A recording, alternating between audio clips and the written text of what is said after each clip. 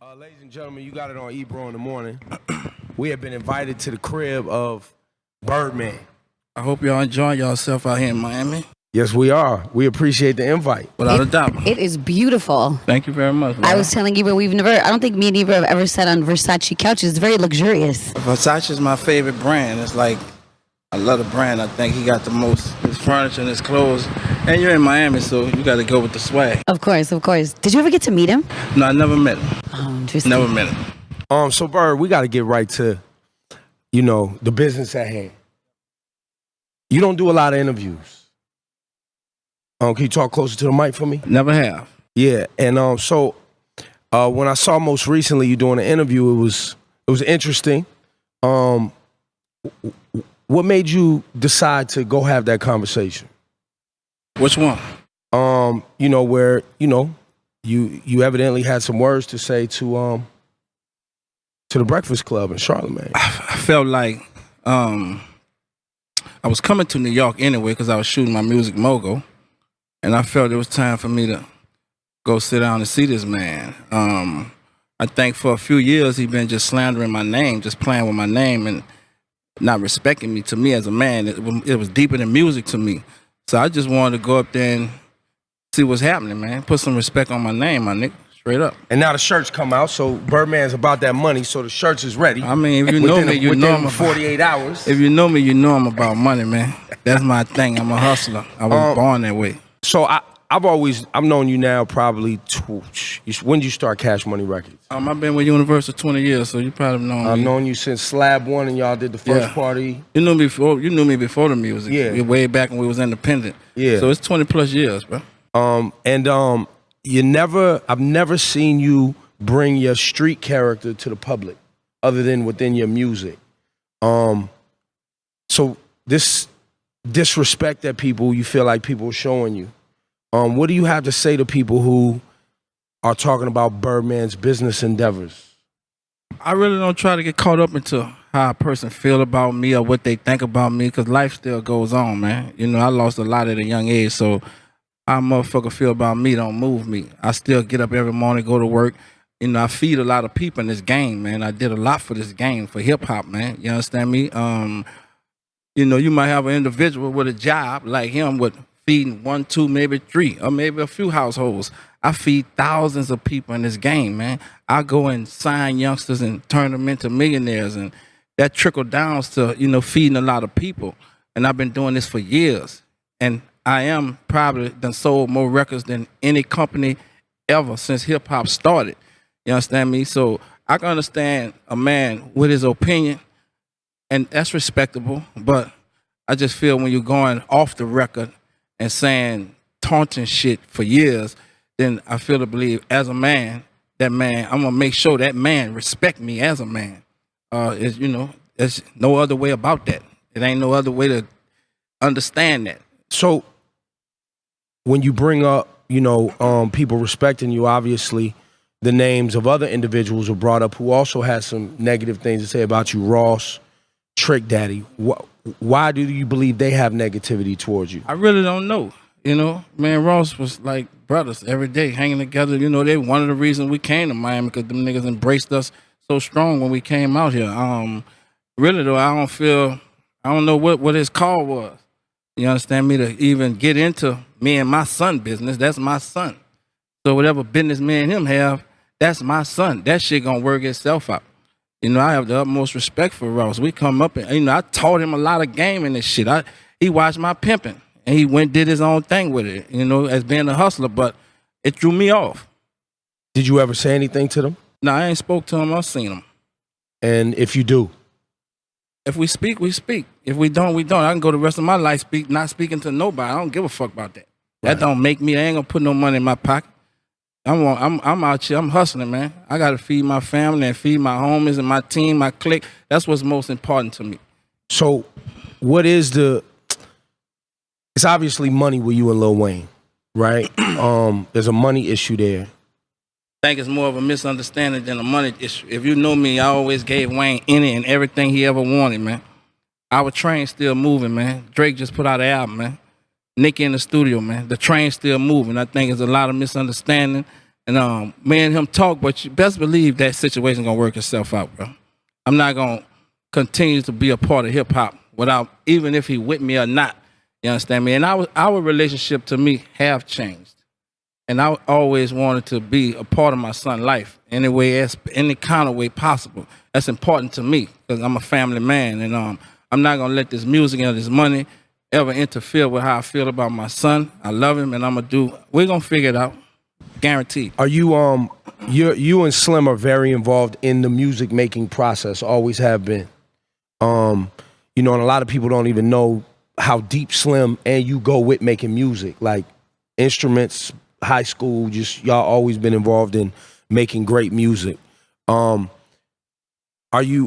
the hesitation in putting out Wayne's project, the Carter 5, did that have something to do with where the music was at? You didn't like it? What was the... Man, Wayne always been his own boss. Got it. I never interfered in nothing Wayne wanted to do. Yeah. I always embraced it. Never, man. So me not putting out the Carter 5, why wouldn't I? I got a lot of money invested into Young Money and Wayne. So for me, I won't get some of mine back. You understand me? So I just think it's been a lot of misconstrued, a lot of shit in the nigga ear, all kind of lame ass shit going on. But I really feel to believe him as a man, you know, and our relationship at some point. And I think the world deserves a Carter 5. I just want whatever he want to do, I'm good with. I ain't gonna stop him. I'm gonna embrace it. Wayne is a boss. He's his own boss. I just bagged him up to be a bigger boss.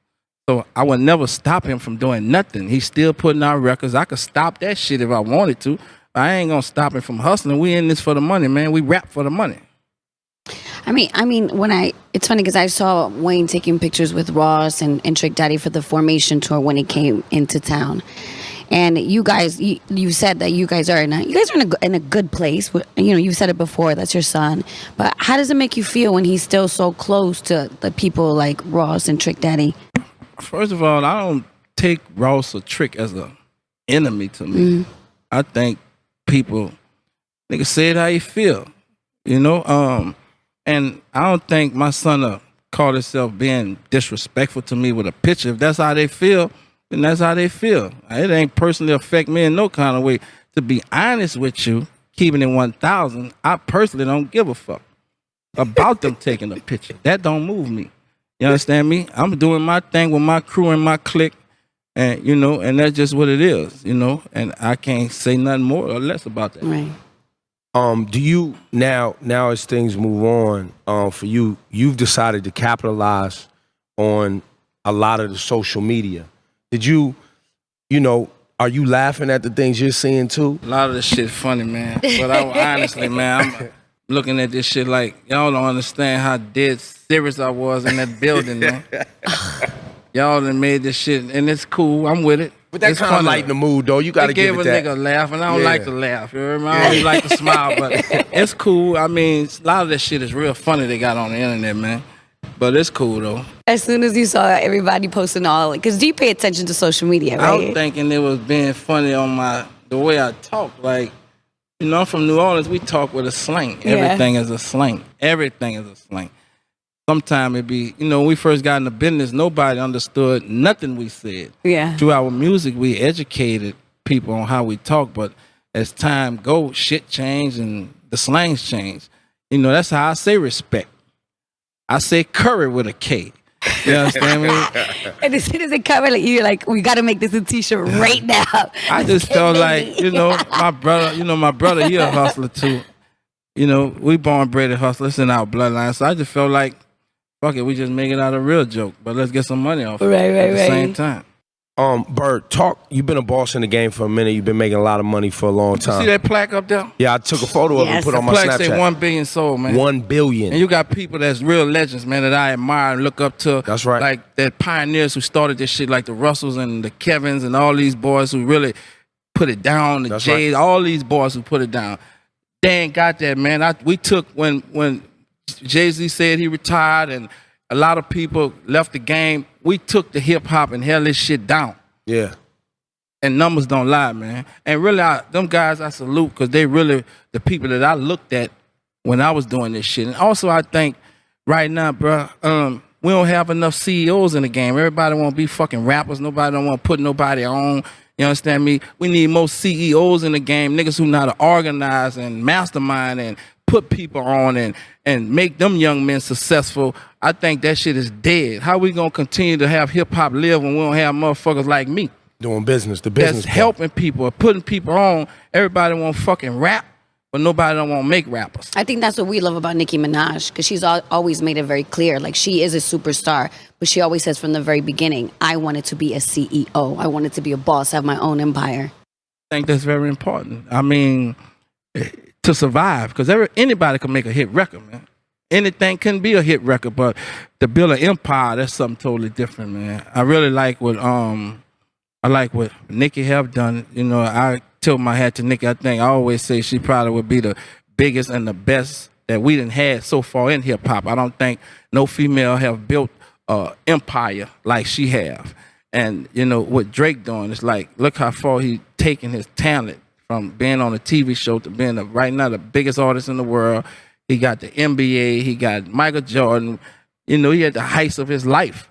You understand me? And I think this is what we have to do as hip hop. Look at Wayne, man. You know, Wayne is like the forefront for them. You understand me? I just think we have to keep this shit going and keep it going in a massive way where you can feed a lot, help a lot. You got to diversify yourself. So you're very shrewd. Like, and when I say shrewd, when it comes to the money, people say that Birdman doesn't pay, or, you know, will lock you up in litigation for a long time, et cetera, et cetera. What don't people understand about the business and how you do business? Or is that really what it is? Like, about how I do business, but a lot of people, you understand, I came in the game real young with a lot of money. So I ain't had nobody to teach me, but I learned from my mistakes. I'm not perfect. I made a lot of mistakes, and I tried to correct my mistakes as time went by. I have corrected my mistakes as time went by, and you can see it because I'm still doing major business. You think Drake will be putting out an album? You think Nicki will be back in the studio? You understand me? Well, we done had a lot of fall-ins and fall-out, but that's just the nature of our business. You just looking at me because I'm a street black man. You understand me? But if you go in any one of these buildings, they all have the same problem. Sometimes you might have an artist that ain't even worth keeping no more. So we gambling, we throwing dice, we rolling dice with everybody that we sign, and that don't mean he gonna stay, bro. Because you don't have a lot of people with this type of talent to sustain for years and years like Wayne have done over all these years. So basically, you're saying as a businessman, when you invest in an artist, you go, you make the money, and when it's not a good investment, but maybe you don't make money. What if you invest in something that didn't become something? Right. You know, you get this young man, or you overspent or something. Or you can't overspend, or you could spend. In my case, I spend trying. I just, you know, when you with them labels, when it's time to shoot a video, you're gonna shoot a video, and you're gonna make sure it go up. I might shoot videos and put songs out that just let him feel good about what he's doing, and it might not generate me no money.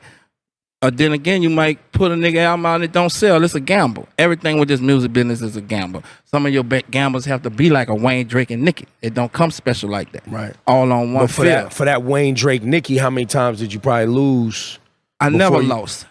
I might have started with Wayne real young, but with them, it started off straight off the top. But you lost on other artists? I lost on a lot of artists. A lot of artists. A gang of them didn't sell. That's just the nature of the game. But I gave it a chance. I signed them, gave them some money.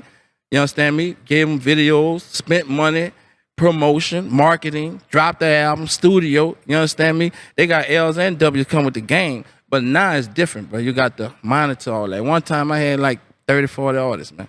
You understand me? And I think everything that happened was for the best because it made me catch myself. I was doing too much. I was just flagging money, you know, signing who I thought maybe could do something, but these niggas ain't have the same motivation as I'm a grinder. I ain't got to sleep. I want to keep getting it. We're going to keep hustling. And, you know, sometimes everybody ain't going to hit, bro. Some people going to hit, some people not. But if I got somebody who, with the same mentality as me, is prepared to hustle, then I'm going to do the rest. I'm going to make it work.